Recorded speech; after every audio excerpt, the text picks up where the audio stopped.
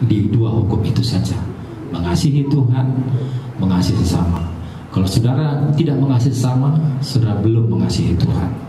Jangan katakan saudara mengasihi Tuhan tapi sesamamu tidak kau kasihi, engkau belum mengasihi Tuhan. Karena mengasihi Tuhan tidak bisa dipisahkan dengan mengasihi sesama.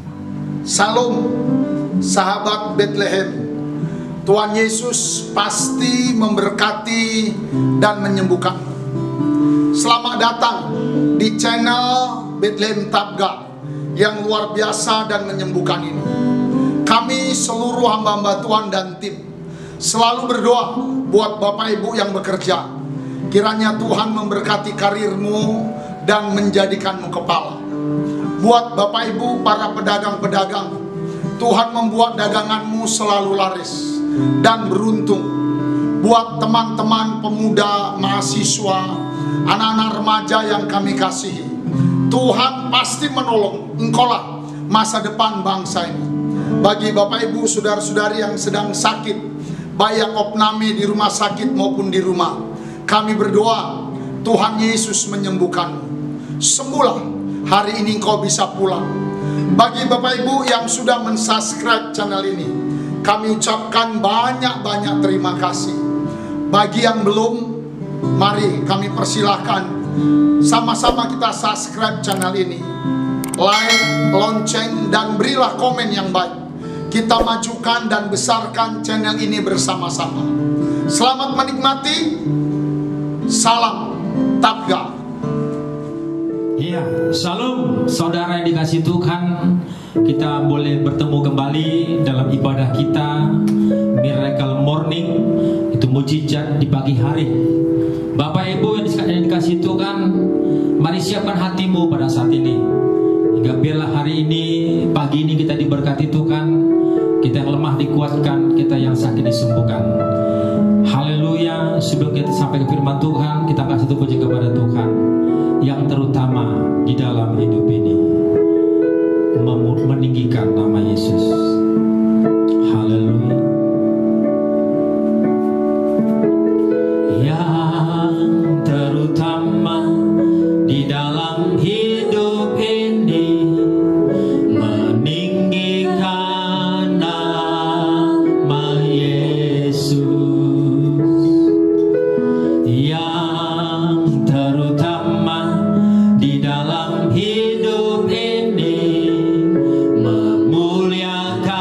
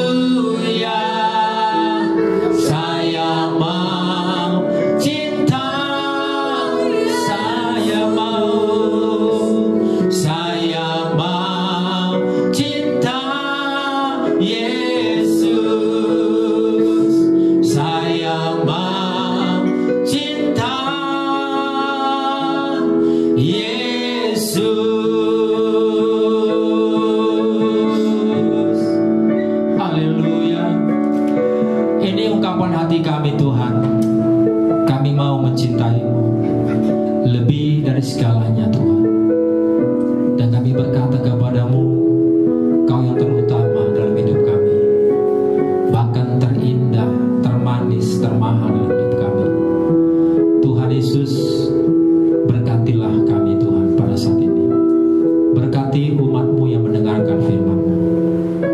Berkati semua lawat Tuhan, jamaah. Di dalam nama Tuhan Yesus dan urapi hamba-Mu yang akan menyampaikan firman-Mu. Pakailah Tuhan. Dalam nama Yesus kami berdoa dan kami bersyukur. Haleluya. Amin. Bapak Ibu, saudara dikasih Tuhan, kiranya pujian tadi memberkati kita semuanya. Amin. Kita disegarkan, kita semakin diingatkan untuk kita semakin mengasihi Tuhan.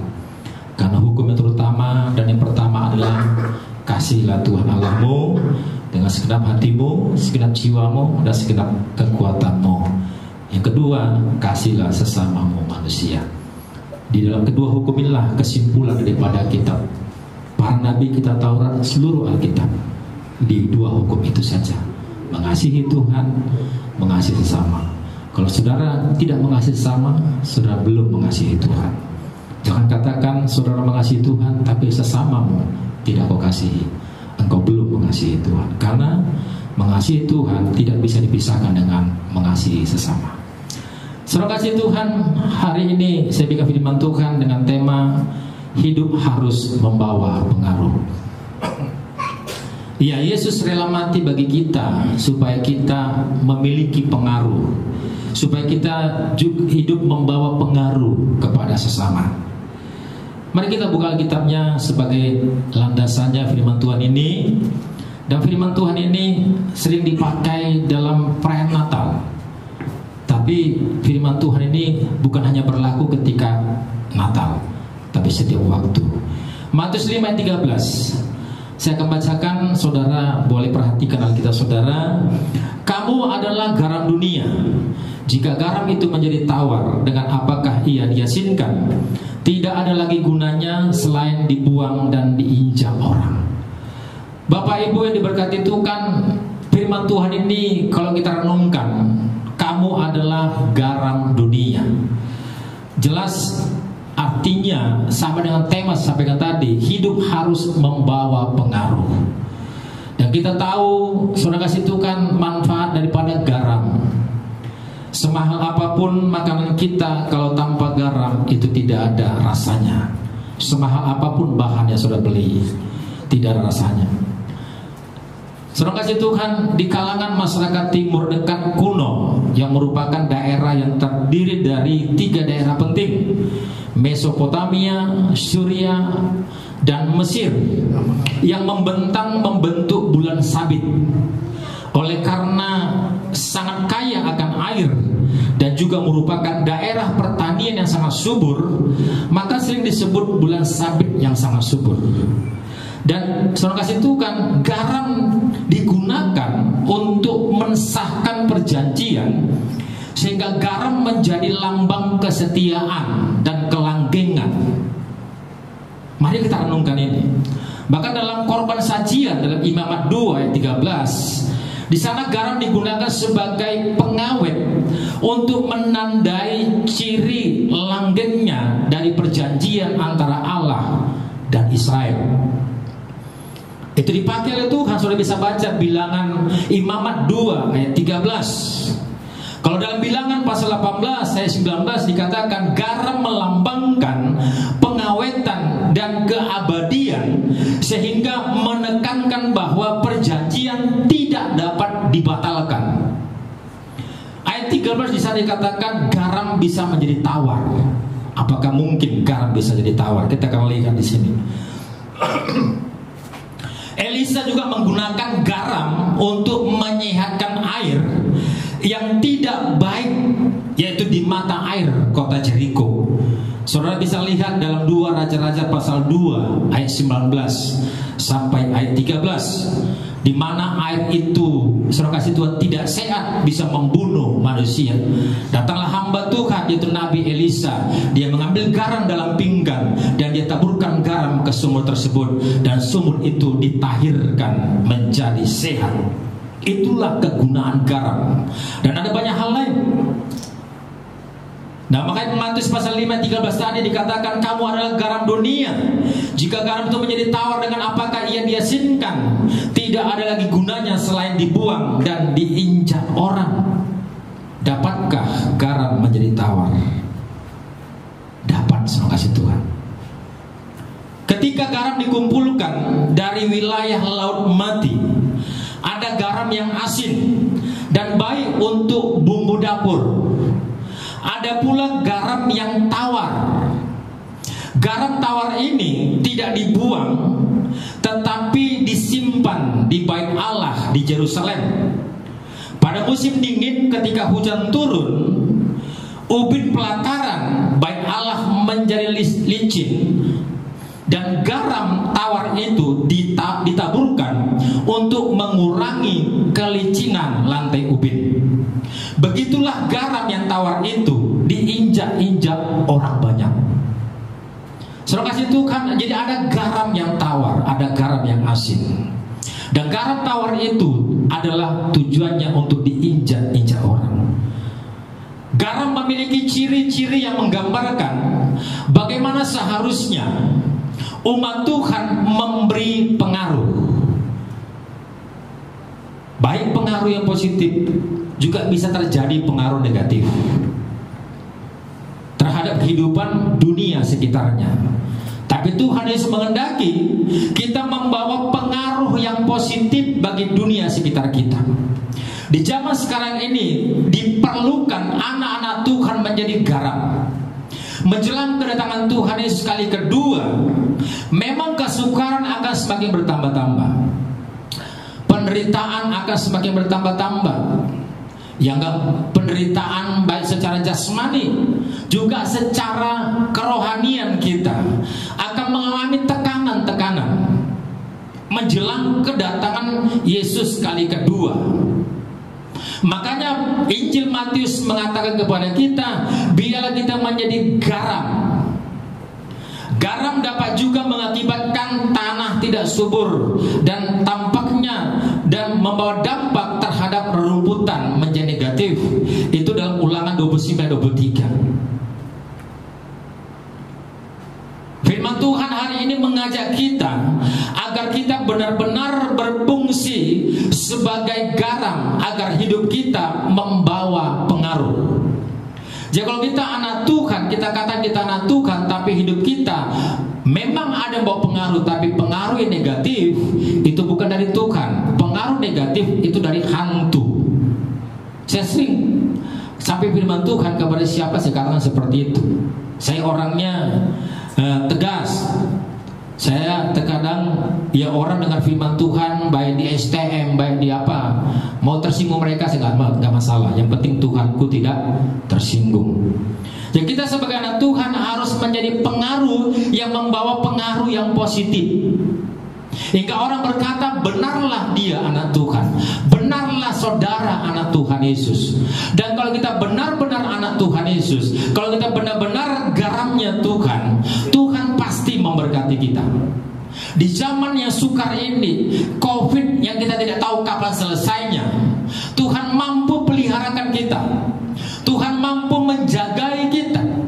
Kalaupun Tuhan izinkan COVID menyentuh tubuhmu, itu tidak membawa kematian bagimu, bahkan mempermuliakan nama Tuhan. Amin. Karena ada ideal kita di Injil, penyakit itu tidak membawa kematian, tapi mempermuliakan nama Tuhan. Yang terutama bagi kita, saudara kasih Tuhan, jadilah garam, membawa pengaruh kepada lingkunganmu, sekitarmu. Bagi orang-orang di gereja, membawa pengaruh. Jadi firman Tuhan mengajak kita agar kita hidup kita membawa pengaruh. Untuk itu yang harus kita lakukan adalah kenakanlah kasih sebagai pengikat. Kolose pasal 3 ayat 14. Di sana dikatakan, dan di atas semuanya itu kenalkanlah kasih sebagai pengikat yang mempersatukan dan menyempurnakan. Kasih itu adalah Allah itu sendiri, dan kasih adalah harta yang akan semakin banyak ketika kita membagikannya. Sekali saya katakan, kasih itu akan semakin banyak kalau kita membagikannya kepada orang lain. Tapi kalau kita kikir untuk berbagi, maka saudara akan minus kasih. Hidup saudara akan gersang. Hidup saudara kasih Tuhan gelisah. Tapi kalau saudara rela membagikan kasih itu, maka engkau menjadi kaya akan kasih. Kalau ada Islam Tuhan, saudara punya bank kasih. Kalau kita punya bank kasih, ketika kita disakiti orang lain, maka kasih yang keluar dari bank kita akan menghiburkan kita. Makanya janganlah kita pelit, kikir untuk berbagi kasih. Siapa kita yang kita kasih? Semua orang dari berbagai latar belakang, agama apapun dia, Tuhan perintahkan kita harus mengasihi. Tuhan perintah kita harus mengasihi. Jadi kenakanlah kasih sebagai pengikat yang mempersatukan dan menyempurnakan kita. Jangan katakan engkau mengasihi Tuhan tapi membenci saudaramu. 1 Yohanes 4 berkata engkau penipu di situ. Engkau berdusta di situ, kata 1 Yohanes 4 ayat 20. Bagaimana mungkin kau bisa mengasihi Tuhan yang tidak kamu lihat, sedangkan temanmu, tetanggamu, kawanmu yang dapat kau lihat tidak kau kasihi? Itu kata 1 Yohanes pasal 4. Jadi jangan berdusta kau kawan. Jangan berdusta. Jangan katakan kau mengasihi Tuhan tapi orang yang kau lihat tidak kau kasihi. Jadi melalui firman Tuhan hari ini, mari kita di-refresh kembali, disegarkan kembali, dibangkitkan kembali cinta kita kepada Tuhan dan kepada sesama. Kalau kita mau apa itu definisi kasih, ada di Alkitab jawabannya. Definisi kasih itu tertulis dalam 1 Korintus pasal 4, 1 Korintus pasal 13. Definisi kasih ayat 4. Saya akan bacakan definisi kasih. Dan bila kita diberkati melalui firman Tuhan hari ini, kita semakin sadar untuk bahwa kita harus saling mengasihi. Dikatakan ayat 4-nya, kasih itu sabar. Itulah kasih. Sampai kapan kita sabar? Sampai ke liang kubur kita harus sabar. Karena itu kata Alkitab, bukan kata manusia. Kata manusia, sabar itu ada batasnya. Kita nggak ikuti kata manusia. Kalau kita ikuti kata manusia, binasa kita. Kita ikuti kata Tuhan. Kata Tuhan, sabar itu sampai kapan? Sampai ke liang kubur kita harus sabar. Siapa tahan Pak Pendeta? Kita pasti tahan. Bahkan Dia berikan Roh Kudusnya kepada kita. Yang berikutnya, kasih itu murah hati. Orang yang murah hati itu pasti sehat. Sebaliknya orang yang kikir gampang jatuh sakit. Perhatikanlah, saudara boleh teliti, saudara boleh mengadakan penelitian di sekitar saudara. Kasih itu murah hati, suka memberi. Memberi itu bukan hanya semata-mata materi, saudara kasih Tuhan, bukan. Memperhatikan tetanggamu, apa kabarnya Bu, mendoakan mereka, menjumpai mereka, itu sudah memberi. Ia tidak cemburu, itu kasih. Ia tidak memegahkan diri dan tidak sombong, itulah kasih. Kesombongan bukan kasih. Ia tidak melakukan yang tidak sopan dan tidak mencari keuntungan diri sendiri, itulah kasih. Jika saudara mencari keuntungan dirimu sendiri, engkau belum mengasihi. Karena kasih itu, dia tidak mencari keuntungan diri sendiri, tapi keuntungan bersama. Amin. Maka Tuhan akan memberkati saudara. Mencari keuntungan bersama. Ia tidak pemarah. Karena Mazmur berkata, jangan marah karena hanya akan membawa pada kejahatan. Berarti tidak boleh marah. Silakan marah, tapi jangan sampai membawa pada kejahatan. Misalnya anak kita, boleh kita marahi karena memang begitu menjengkelkannya. Tapi jangan sampai terbenam matahari engkau belum selesai marahmu. Selesaikan dengan anakmu marahmu itu. Dan tidak menyimpan kesalahan orang lain, itulah kasih. Tidak ada dendam, itulah kasih. Tidak menyimpan kepahitan, itulah kasih. Mari kita semakin menyadari apakah itu kasih. Dunia sedang miskin akan kasih. Dan dari kita anak-anak Tuhanlah, kita harus mengeluarkan kasih itu, hingga orang-orang akan melihat benarlah kita anak Tuhan. Ia tidak bersukacita karena ketidakadilan, itulah kasih. Kalau ada orang yang mengalami kecelakaan, kita akan sedih, bukan tertawa. Sekalipun yang kecelakaan itu yang menyakitimu atau musuhmu secara dagingmu, kita tidak bersukacita, kita malah bersedih.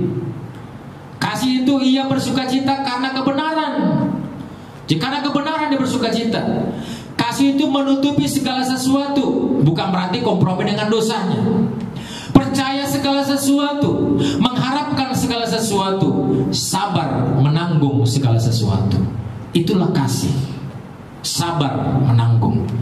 Sama dengan pertama tadi, kasih itu sabar.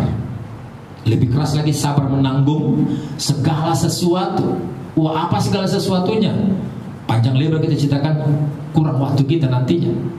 Sabar menanggung segala sesuatu. Orang sabar itu pahlawan, kata kita Amsal. Orang sabar itu adalah orang yang pahlawan, bagaikan pahlawan yang menguasai kota. Itulah orang yang sabar. Jadi Bapak Ibu yang diberkati Tuhan, Galatia 5:6b berkata, iman bekerja oleh kasih. Iman bekerja oleh kasih. Jangan katakan kau orang beriman tapi kau gak punya kasih. Imanmu tak pernah bisa bekerja. Jadi inilah firman Tuhannya. Mari kita renungkan firman Tuhan ini, dan kiranya kita menjadi garamnya Tuhan di dunia ini. Haleluya, haleluya, haleluya. Kita nggak pujian kita. Ku mau cinta Yesus selamanya.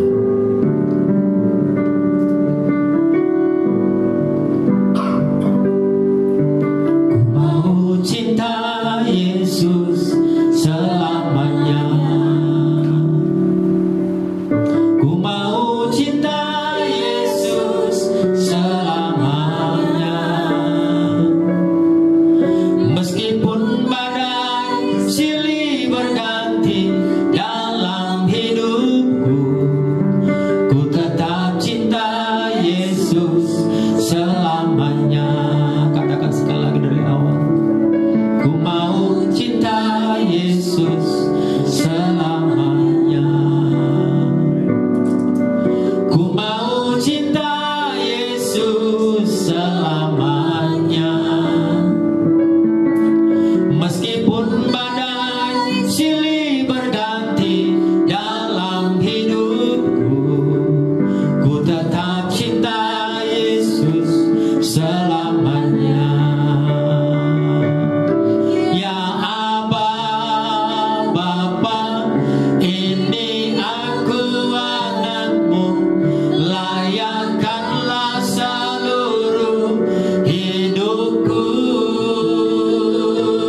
Ya Aba, Bapa, ini aku anakmu, layakkanlah dengan rencanamu. Ya Aba, ya Aba, Bapa, ini aku anakmu, layakkanlah seluruh hidupku. Ya Aba, Bapa, ini aku anakmu, pakailah sesuai dengan rencanamu. Pakailah sesuai dengan rencanamu. Pakailah Tuhan, pakailah sesuai dengan rencanamu. Haleluya. Kami mau cinta Yesus selamanya. Sampai maut menjemput kami, kami mau tetap cinta Yesus. Dan sebagai bukti cinta kami kepadamu Tuhan, kami mau menjadi garam di dunia ini Tuhan, yang membawa pengaruh yang positif bagi lingkungan, bagi kota dan bagi bangsa kami Tuhan Yesus. Tuhan, berkatilah setiap umat-Mu yang telah mendengarkan firman-Mu Tuhan, lawat dan jamalah. Berikanlah hati yang baru Tuhan bagi setiap umat-Mu Tuhan, dan penuhi dengan kuasa Roh-Mu Tuhan. Di dalam nama Tuhan Yesus Kristus, Allah yang Esa,